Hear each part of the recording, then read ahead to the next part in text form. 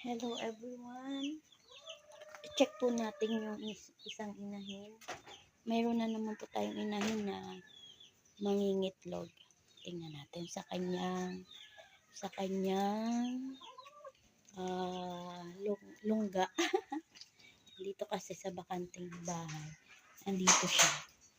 Ayan po siya. Ayan, malapit na naman po siya mangitlog. Marami pong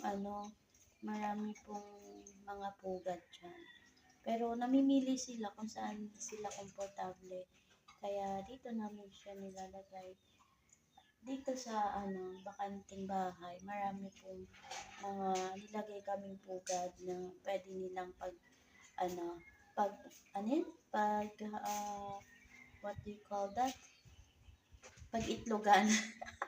Pag-itlogan. Tingnan nyo nga po, meron nga doon eh. Kasi kahit saan sila umiitlog, doon sa lupa kanina, habang tumatanaw lang ako,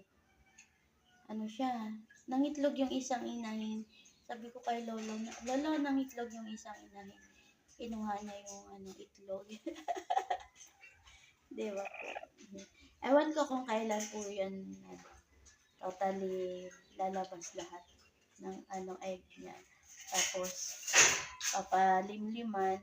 Yung iba po kasi, incubator yung ginagamit namin.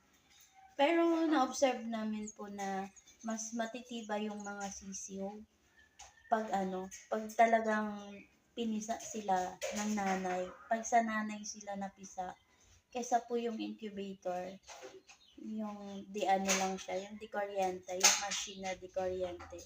Kaya, yan, pag nangitlog yung inahin, hindi na po namin inihiwalay. Dati kasi po, iniipon namin doon sa incubator, lahat ng mga itlog. Pero ngayon po, mas nagkakasakit kasi sila. Siguro dahil na rin sa panahon, tag-init, tag-ulan, ganyan. Kaya, pag nangitlog na yung mga inahin, sila na rin lang po yung mapisa. Hindi na namin inaalis. Kasi mas malalakas yung sisiw pag pag sa nanay, pag galing sila sa nanay napisa. Yun po, parang yung isa rin po, tingnan nyo po. Yung isa doon. Check natin. Tulad po nitong isang inahin na to. Yan, siya mismo ang nagpisa nung kanyang itlog. Yan po, ngayon, pang ilang araw niya na yan. 3 days na po nila yan ngayon. Diba, ang cute lang. Mas malalakas yung sisiw pag mismong nanay ang nagpisa. Unlike sa incubator. Kaya hindi na muna kami gumagamit ng incubator po. Kasi ang dami po talagang nangamatay na sisiw, na manok, yung mga binatilyo na manok. Kasi siguro nga po dahil hindi ganun yung incubator. Lagi silang nagkakasakit. Sayang, kawawa nga po eh.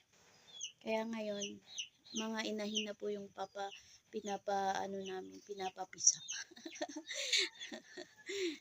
Opo. Ayan. Thank you so much everyone.